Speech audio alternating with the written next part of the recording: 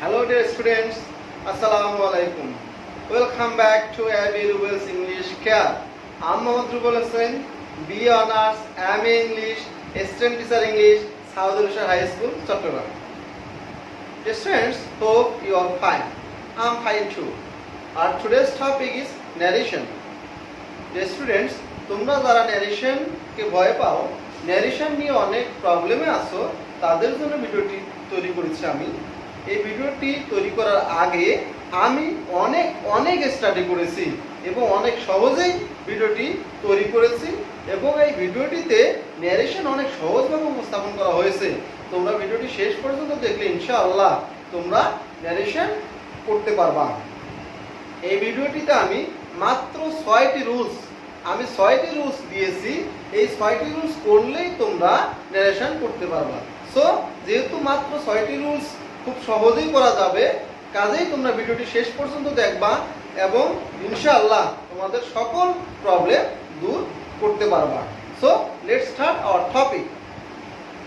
শিক্ষার্থীরা, তোমরা ন্যারেশন করতে হলে 3টি উপায় ফলো করতে হবে: পার্সন পরিবর্তন, টেন্স পরিবর্তন এবং ন্যারেশনের রুলস। আমি আগের ভিডিওটিতে খুব সহজেই তোমাদের কিভাবে টেন্স পরিবর্তন করা যায়, অর্থাৎ মুখস্থ না করে টেন্স না পারলেও কিভাবে তুমি ন্যারেশন করতে পারবা, সেইভাবেই আমি ভিডিওটি তৈরি করেছিলাম। তারপরে তোমাদের সুবিধার্থে আমি এখন আবার ভিডিওটিতে টেন্স সহজে পরিবর্তন করার উপায় দিয়ে দিচ্ছি। তোমরা ভিডিওটি পজ করে চার্টটি লিখে নিবা। Clear? So first of all I would show sense of person.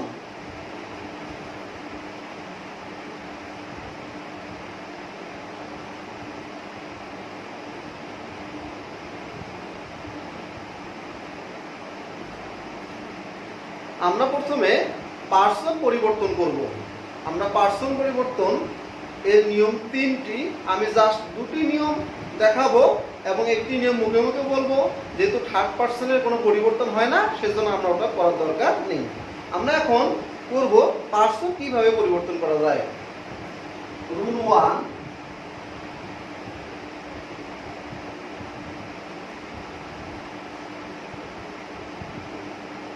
Reported speech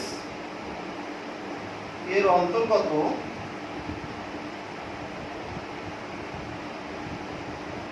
first person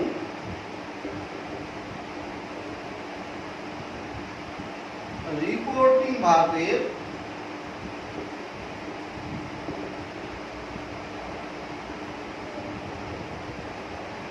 subject অনুযায়ী পরিবর্তন হয়।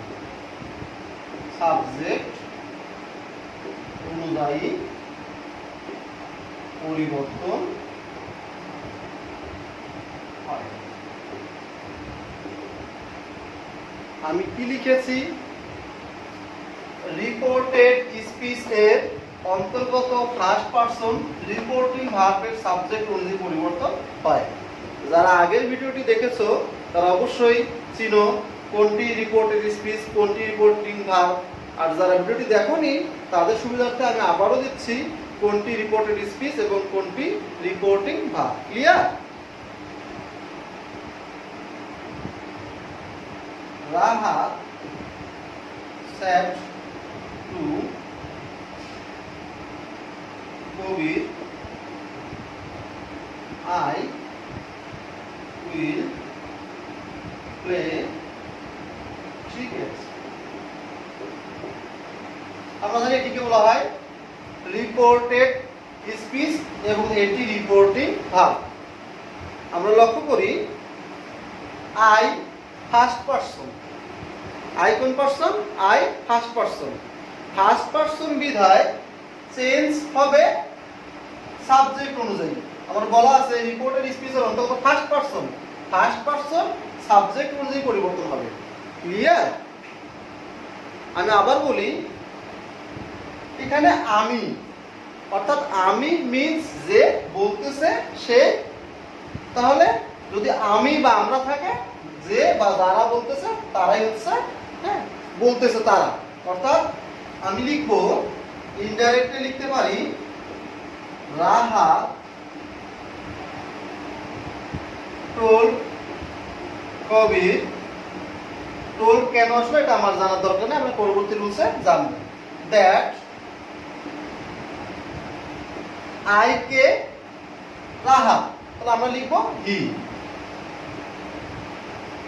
আমি আর কেন লিখেছি, কবিরও হি রাহাতও হি, সেজন্য আর কে ইন্ডিকেট করলাম যে এটা Rahat. Clear? I K Rahat, এজন্য আমি লিখলাম হি উইল। থাকলে আমরা কি লিখবো, উড। তোমরা চারটিতে দেখতেছো উইল থাকলে আমরা কি লিখবো, ইনডাইরেক্টে উড লিখবো। Play cricket. Clear? Another example,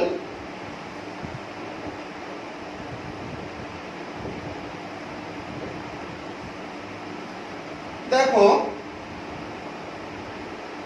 Sohel said to Mita, I have done my work.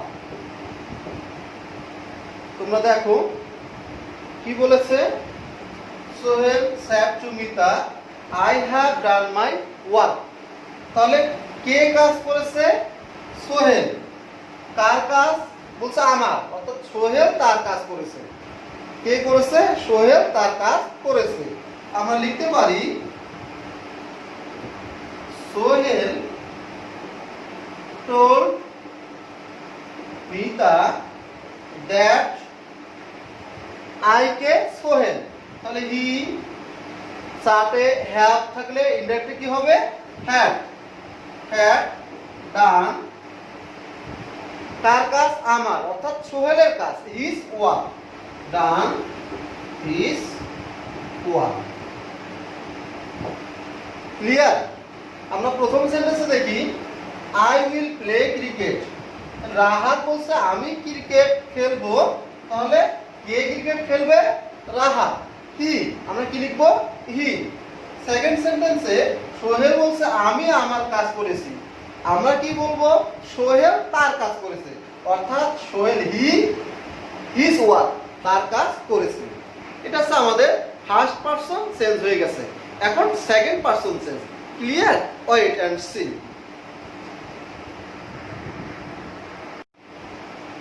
Students, এখন আমরা দেখব সেকেন্ড পরিবর্তন, অর্থাৎ rule 2।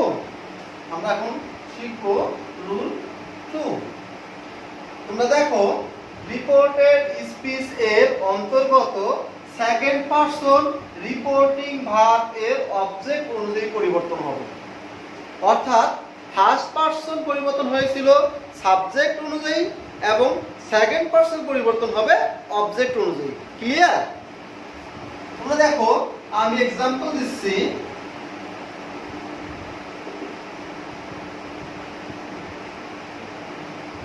Saddam said to me,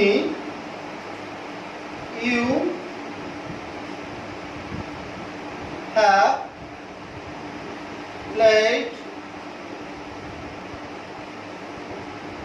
well. আমি কি লিখেছি, Saddam said to me, you have played well, অর্থাৎ সাদ্দাম আমাকে বলেছে তুমি ভালো খেলেছো।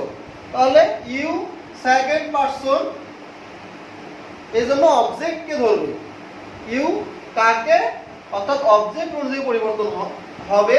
অবজেক্ট যে তুমি, এই অনুযায়ী পরিবর্তন হবে। আমরা আবার বলতে পারি Saddam said to me, you, অর্থাৎ ইউ সেকেন্ড পারসন, কে যে শুনতেছে, কে শুনতেছে, আমি শুনতেছি, অর্থাৎ ইউ মানে আমি। ক্লিয়ার? আমরা লিখতে পারি সাদ্দাম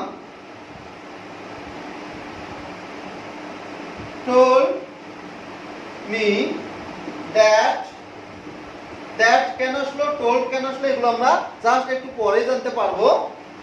ইউ, সাদ্দাম আমাকে বললো তুমি, তার মানে আমি বলবো যে সাদ্দাম আমাকে বললো আমি। আই হ্যাভ, ডাইরেক্ট থাকলে ইনডাইরেক্ট হবে হ্যাঁ, আমরা চার্টে শিখেছি। দেন প্লেড ওয়েল। ক্লিয়ার? এবং থার্ড পারসনের কোনো পরিবর্তন হবে না। জাস্ট আমি তোমাদের একটা উদাহরণ দিচ্ছি বোঝার সুবিধার্থে। Russell said to me, Kamal is a good boy. Russell said to me, Kamal is a good boy. এখানে সাবজেক্ট কামাল, কামাল হচ্ছে থার্ড পারসন, কোনো পরিবর্তন হবে না। আমরা লিখব Rasel told me that Kamal, অর্থাৎ থার্ড পারসন কামাল, কামাল থাকবে, পারসনের কোনো পরিবর্তন হবে না। ওয়াজ আ গুড বয়। ক্লিয়ার? তাহলে আমরা পারসন পরিবর্তন শিখলাম এবং 4টি থেকে টেন্স পরিবর্তন শিখলাম। এখন আমি চলে আসব মূল ন্যারেশনে, অর্থাৎ আমি 6টি রুলস করব। এই 6টি রুলসেই আমার ন্যারেশন শেষ। সো এই 6টি রুলস শেষ করার জন্য অবশ্যই ভিডিওটি তোমরা শেষ পর্যন্ত দেখো। ক্লিয়ার? ওকে ডিয়ার স্টুডেন্টস, আমি তোমাদের সুবিধার্থে একটা কথা বলে রাখি। সেটি হচ্ছে, আমরা জানি এটি হচ্ছে রিপোর্টিং ভার্ব, অর্থাৎ রিপোর্টিং ভার্ব যদি প্রেজেন্ট টেন্স অথবা ফিউচার টেন্স থাকে তাহলে রিপোর্টেড স্পিচের টেন্সের পরিবর্তন হবে না। বুঝতে পারছো? অর্থাৎ এখানে পাস্ট থাকলে রিপোর্টেড স্পিচের টেন্সের পরিবর্তন হবে এবং প্রেজেন্ট অথবা ফিউচার থাকলে রিপোর্টেড স্পিচের টেন্সের পরিবর্তন হবে না। আসলে আমাদের পরীক্ষায় পাস্ট টেন্স থাকে, অর্থাৎ রিপোর্টিং ভার্ব পাস্ট টেন্সে থাকে, প্রেজেন্ট কিংবা ফিউচারে নরমালি থাকে না। সেজন্য আমি পাস্ট নিয়েই তোমাদের স্ট্রাকচারটা করেছি। জাস্ট জানার জন্য আমি তোমাদেরকে বলে রাখলাম যে রিপোর্টিং ভার্ব যদি প্রেজেন্ট কিংবা ফিউচারে থাকে তাহলে রিপোর্টেড স্পিচ এ টেন্সের পরিবর্তন হবে না। ক্লিয়ার? পরীক্ষায় আসবে কোনটি, অর্থাৎ রিপোর্টিং ভার্বটি অবশ্যই পাস্টে থাকবে, অর্থাৎ পরিবর্তন করতে হবে। সো আমরা জানি অর্থভেদে টেন্স কত, অর্থভেদে সেন্টেন্স কত প্রকার? অর্থভেদে সেন্টেন্স হচ্ছে 5 প্রকার। কি কি? Assertive, interrogative, imperative, optative, exclamatory.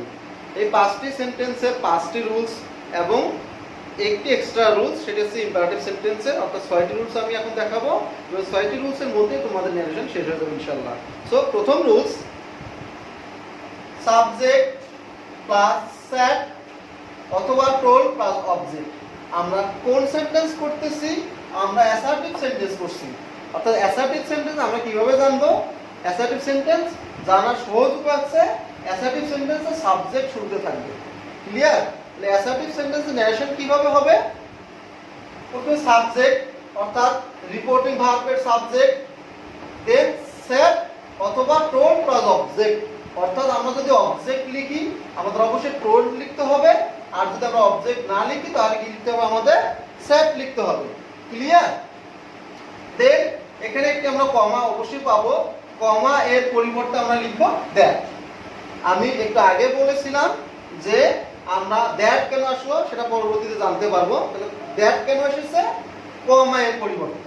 এই কমা এর পরিবর্তে আমরা দ্যাট লিখবো, then subject verb object plus extension যা আছে। খুব সহজ। প্রথমে কি লিখবো? সাবজেক্ট, তারপর অবজেক্ট লিখলে আমরা লিখবো টোল্ড, আর অবজেক্ট না থাকলে আমরা লিখবো স্যাড। দেন কমা এর পরিবর্তে that, then subject verb object.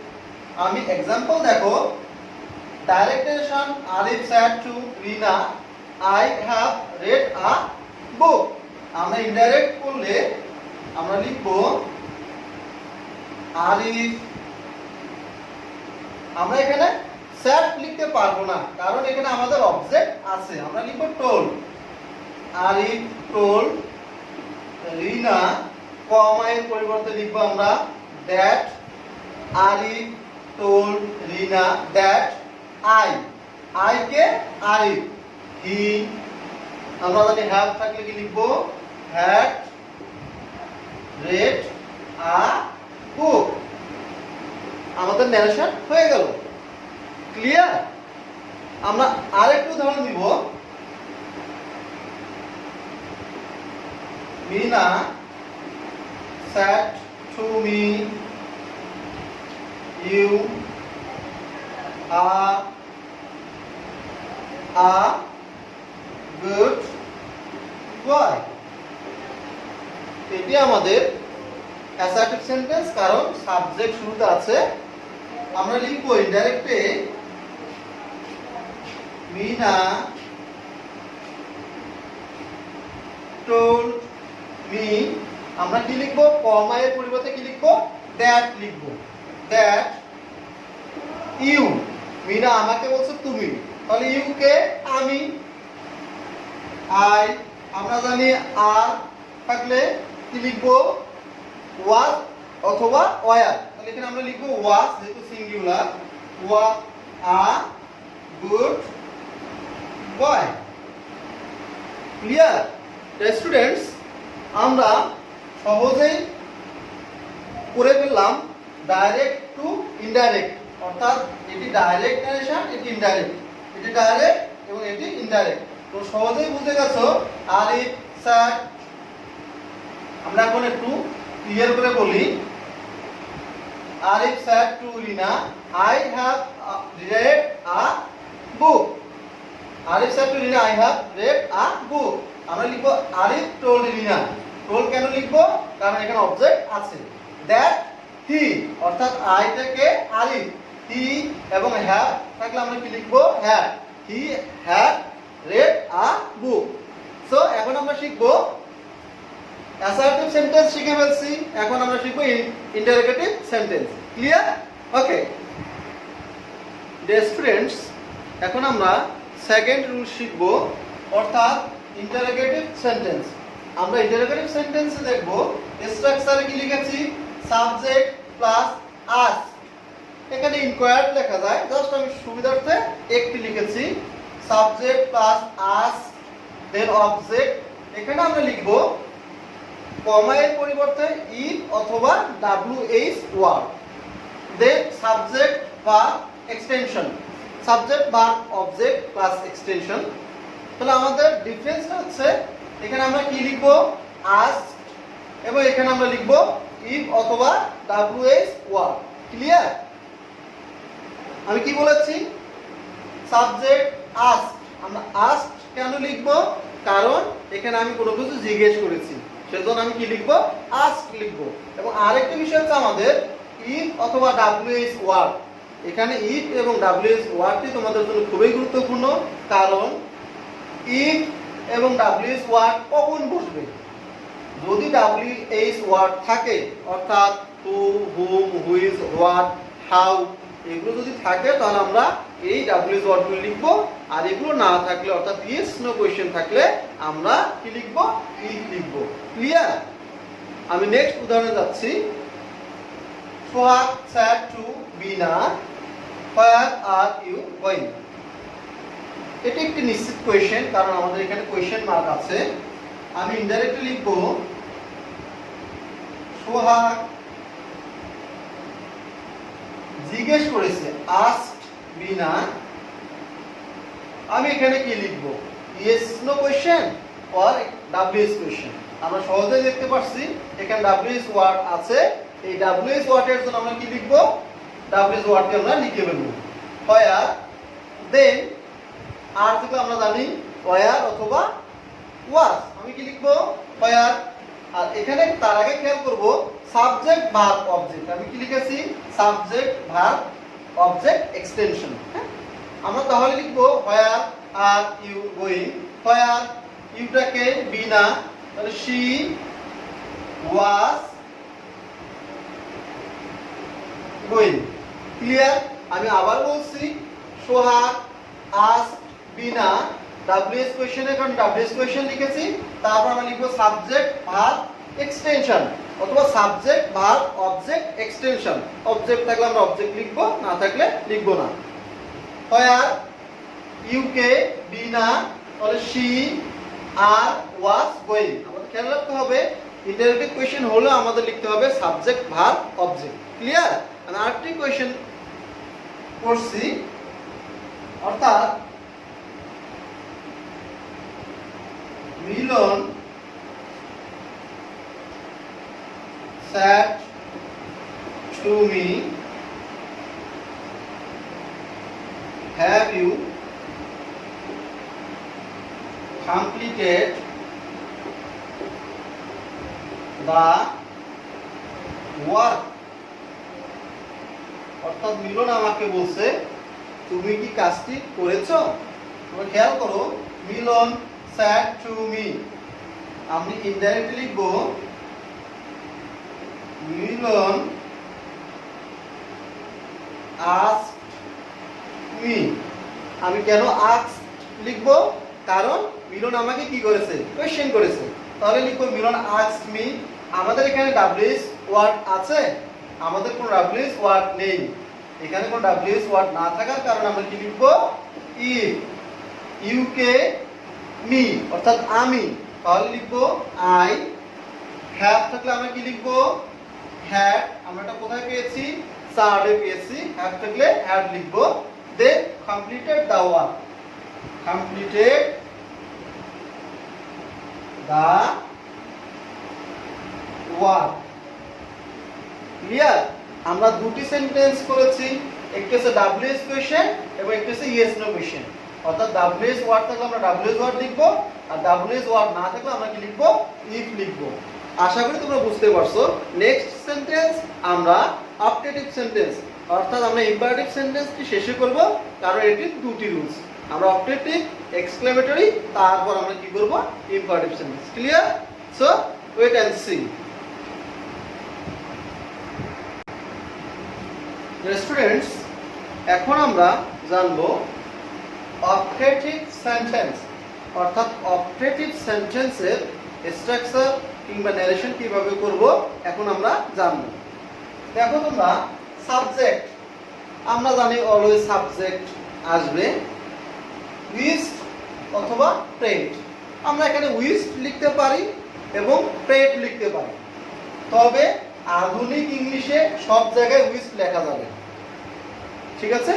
তারপর আমি বলি উইস্ট লিখবো যদি আল্লাহর কথা উল্লেখ না থাকে, অর্থাৎ আল্লাহ কিংবা গড যদি থাকে তাহলে আমরা লিখবো প্রে, এবং আল্লাহ কিংবা গড উল্লেখ না থাকলে আমরা লিখবো wished. Clear? So subject wished অথবা প্রে প্লাস দ্যাট, আমরা কমার পরিবর্তে দ্যাট লিখবো। Then subject verb object extension. আমরা সব সময় সাবজেক্ট ভার্ব এক্সটেনশন কিংবা subject verb object plus extension কিংবা সাবজেক্ট ভার্ব অবজেক্ট, অর্থাৎ যেভাবে থাকবে আমরা এভাবে লিখবো। এখন আমরা খেয়াল করি এখানে আল্লাহর কথা নেই, অর্থাৎ মে ইউ বি হ্যাপি। তাহলে আমরা লিখবো রানা, কি লিখবো আমরা? উইস্ট। রানা উইস্ট, তারপর আমরা লিখবো দ্যাট। ক্লিয়ার? এখানে আমরা অবজেক্টটি লিখবো না, অবজেক্ট এখানে লেখা যাবে না। অনেক সময় এই অর্থটি হচ্ছে father said to me, may Allah bless you. আমরা যদি অবজেক্ট লিখি তখন দাঁড়ায় ফাদার প্রেড মি, অর্থাৎ বাবা আমাকে প্রার্থনা করছে। এটা আমরা লিখবো না। আমরা কি লিখবো? Rana wish that you, you কে মি, অর্থাৎ আই, আই মে থাকলে আমরা কি লিখবো? Might be happy. Clear? Next sentence, Father said to me, may Allah bless you. Father আমাকে বলেছে আল্লাহ তোমার সহায় বা সহায় হোক। অর্থাৎ আমরা ইনডাইরেক্টলি লিখব Father prayed। আমরা কি লিখব? Father prayed, কমার পরিবর্তে আমরা লিখব that। এখানে সাবজেক্ট কি? সাবজেক্ট হচ্ছে আল্লাহ। আমরা লিখব আল্লাহ, দেন মে থাকলে আমরা লিখব মাইট ব্লেস ইউ, অর্থাৎ মি, আমাকে। ক্লিয়ার? আমি দুটি সেন্টেন্স আবার বলছি, Rana said to me, may you be happy. অর্থাৎ রানা আমাকে বললো তুমি সুখী হও। রানা উইশ, আমি এখানে উইশ লিখেছি, then that, Rana wish that, subject you অর্থাৎ আই, মে থাকলে আমরা লিখবো might be happy. Clear? Next সেন্টেন্সে father said to me may Allah bless you, আমরা লিখেছি ফাদার প্রেড দ্যাট, আমরা প্রেড লিখেছি কারণ এখানে আল্লাহ আছে। Father prayed that Allah might, অর্থাৎ মে থেকে আমরা কি লিখবো মাইট ব্লেস ইউ আছে মি। আমরা বুঝতে পারছি অবজেক্টিভ সেন্টেন্স মূলত আসলে কি দিয়ে শুরু হয়, মে দিয়ে শুরু হয়। সো আশা করি তোমরা অবজেক্টিভ সেন্টেন্স এর ডাইরেক্ট টু ইনডাইরেক্ট নারেশন পারবা। এখন আমরা শিখব exclamatory sentence. Clear? So exclamatory সেন্টেন্সের ন্যারেশন করার জন্য wait and see. Dear students, এখন আমি তোমাদের দেখাবো exclamatory sentence. Exclamatory sentence structure, অর্থাৎ আমরা এখন রুল 1 2 3 শেষ করেছি। This is rule 4। আমরা দেখবো subject plus explain with joy, sorrow, wonder, surprise, then comma এর পরিবর্তে that, plus subject plus verb plus object plus extension. আমরা সাবজেক্টের পর কি লিখবো এক্সপ্লেন উইথ জয়, অর্থাৎ আনন্দ প্রকাশ পেলে আমরা লিখবো জয়, দুঃখ প্রকাশ পেলে আমরা লিখবো সরো, ওয়ান্ডার অবাক হলে আমরা লিখবো ওয়ান্ডার, এন্ড আশ্চর্য হলে আমরা লিখবো সারপ্রাইজ। দেন কমা এর পরিবর্তে আমরা কি লিখবো দ্যাট লিখবো, তারপর সাবজেক্ট ভার্ব অবজেক্ট। আমরা উদাহরণ খেয়াল করি, Nahid said to Ripa hurrah, অর্থাৎ নাহিদ রিপাকে বলেছে hurrah we have won the game, তাহলে এখানে আনন্দ প্রকাশ পেয়েছে। আমরা লিখবো Nahid exclaimed with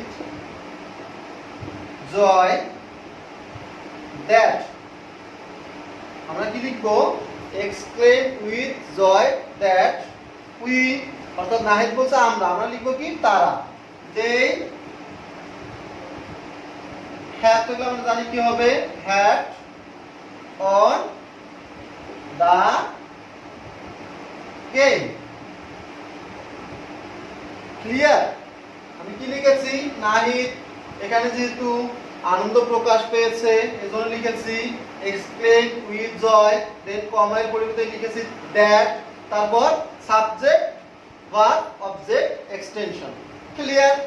and the next sentence Mim said to Alif alas হাই, অর্থাৎ হাই আমার কপাল পুড়েছে, দুঃখ প্রকাশ পেয়েছে। আমরা কি লিখবো মিম exclaimed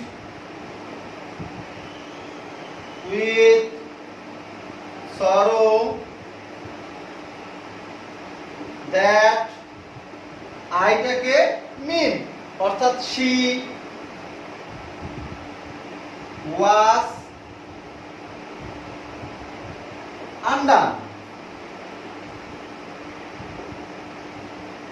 আবার দেখো নাহিদ স্যাড টু রিপা, আমি স্যাড টু এর জায়গায় লিখবো এক্সপ্লেন উইথ, দেন এখানে হুররা অর্থাৎ জয় প্রকাশ পেয়েছে সেজন্য আমি জয় লিখেছি, কমা এর পরিবর্তে আমি কি লিখেছি দ্যাট, তারপর সাবজেক্ট ভার্ব অবজেক্ট।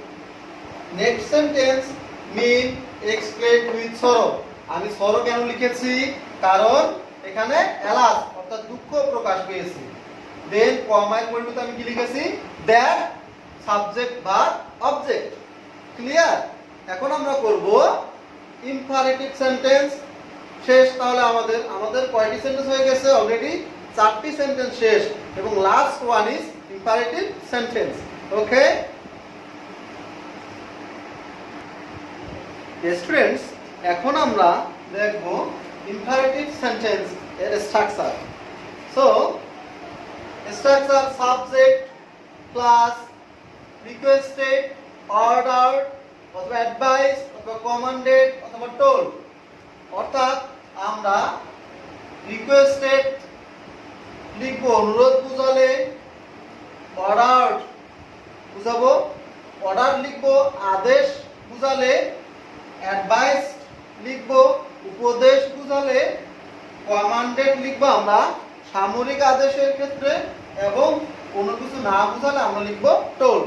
দেন ট্রু অথবা নট ট্রু, এটা আমাদের জন্য খুবই গুরুত্বপূর্ণ, কারণ ট্রু কখন লিখবো এবং নট ট্রু কখন লিখবো।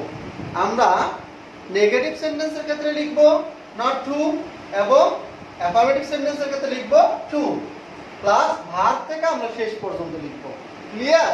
I am giving you two examples.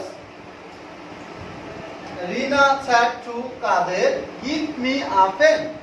আমরা লিখবো রিনা requested কাদের, রিনা কাদেরকে রিকোয়েস্ট করেছে give me a pen। তাহলে টু, দ্বিতীয় এটি অ্যাফার্মেটিভ সেন্টেন্স, আমরা কি লিখবো টু give me, অর্থাৎ আমাকে, কাকে, রিনাকে, হার a pen। Clear? Next sentence, father said to me do not run in the sun। Father আমাকে বলছে don't run in the sun, অর্থাৎ এটি অ্যাডভাইস করেছে, উপদেশ দিয়েছে। আমরা লিখবো ফাদার advised me। এখানে আমরা দেখতে পাচ্ছি নেগেটিভ সেন্টেন্স, আমরা কি লিখবো not to run in the sun। না আবার দেখবো এখানে রিকোয়েস্ট বোঝাচ্ছে, এজন্য আমি কি লিখেছি requested object then to plus verb থেকে শেষ পর্যন্ত, এবং এখানে উপদেশ বোঝাচ্ছে, সেজন্য আমি কি লিখেছি অ্যাডভাইস প্লাস টু অথবা নট টু। এখানে নট টু লিখেছি কারণ এটাই আমাদের নেগেটিভ সেন্টেন্স, সেজন্য নট টু প্লাস ভার্ব থেকে শেষ পর্যন্ত। Clear? And the last rule of imperative sentence is let's, so stay here। The students, এখন আমরা the last rule অর্থাৎ let's কিংবা let আর যুক্ত imperative sentence কে কিভাবে আমরা ইন্টারেক্ট করব সেটি দেখব। ক্লিয়ার? স্ট্রাকচার, ফাইনাল স্ট্রাকচার অর্থাৎ rule 6, subject plus propose to অথবা সাজেস্টেড টু। আমরা কি লিখবো প্রপোজ টু অথবা সাজেস্টেড টু। আমরা কখন প্রপোজ টু লিখবো?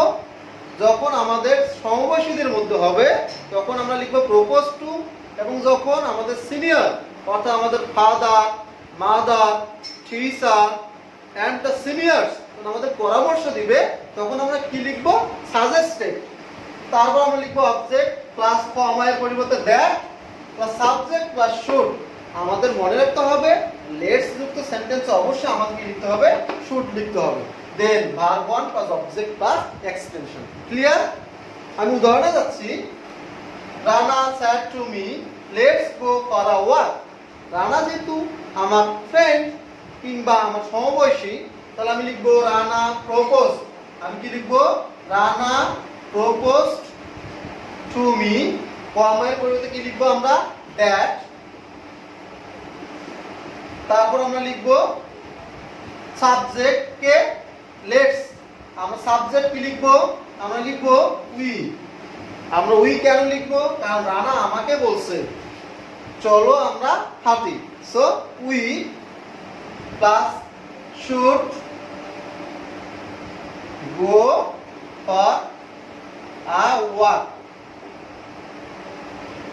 Clear? Then the teacher said to the student let's solve the problem। Teacher যেহেতু স্টুডেন্টকে বলেছে এজন্য এটি হবে suggested. Indirect, the teacher suggested to the student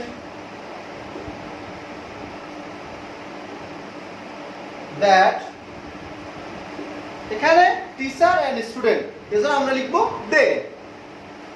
they should, আমরা অবশ্যই শুড লিখব, সলভ দা প্রবলেম। ক্লিয়ার? আমি আবার বলছি, রানা said to me, অর্থাৎ Rana proposed me that we should go। আমি উই কেন লিখেছি, কারণ রানা আমাকে বলছে চলো হাঁটি, কারণ রানা এবং আমি, সেজন্য আমরা অর্থাৎ উই। আর এখানে আমি লিখেছি the teacher suggested to the student, অর্থাৎ টিচার স্টুডেন্টকে বলছে চলো আমরা সমাধান করি। তাহলে টিচার এবং স্টুডেন্ট, সেজন্য আমি কি লিখেছি দে। স্টুডেন্টস, আশা করি তোমরা ভিডিওটি সম্পূর্ণ দেখেছো, এবং তোমরা যদি ভিডিওটি সম্পূর্ণ দেখো তাহলে অবশ্যই তোমরা ন্যারেশন পারবা ইনশাআল্লাহ। সো ভিডিওটি দেখে যদি তোমাদের এতটুকু উপকার হয় তাহলে আমার চ্যানেলটি সাবস্ক্রাইব করো এবং লাইক কমেন্ট অবশ্যই করবা, এবং ভিডিওটি কেমন লাগলো অবশ্যই কমেন্ট বক্সে জানাবা। সো দেখা হবে নেক্সট কোনো ভিডিওতে। আল্লাহ হাফেজ, আসসালামু আলাইকুম।